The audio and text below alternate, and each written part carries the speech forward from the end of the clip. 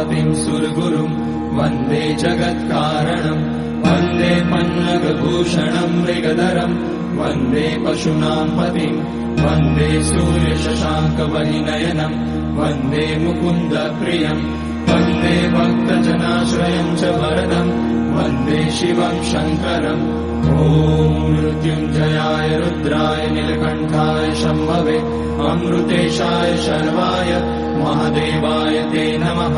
नमस्तेऽस्तु भगवन् विश्वेश्वराय महादेवाय त्र्यम्बकाय त्रिपुरान्तकाय त्रिकाग्निकालाय कालाग्निरुद्राय नीलकण्ठाय मृत्युञ्जयाय सर्वेश्वराय सदाशिवाय श्रीमान् महादेवाय नमः। ॐ नमः शम्भवाय च मयोभवाय च नमः शङ्कराय च मयस्कराय च नमः शिवाय च शिवतराय च ॐ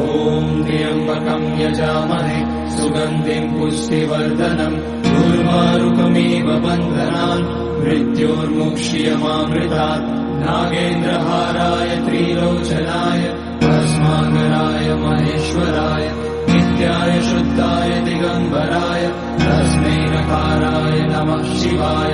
मन्दाकिनी सलिलचन्दन चर्चिताय नन्दीश्वर प्रमथनाथ महेश्वराय मन्दार पुष्य बहुपुष्य सुपूजिताय तस्मै मकाराय नमः शिवाय शिवाय गौरी वदनाब्ज वृन्द सूर्याय दक्षाध्वरनाशकाय श्रीनीलकण्ठाय वृषध्वजाय तस्मै शिकाराय नमः शिवाय वसिष्ठकुम्भोद्भवौतमाय मुनीन्द्रदेवार्चितशेखराय चन्द्रार्कवैश्वानरलोचनाय तस्मै वकाराय नमः शिवाय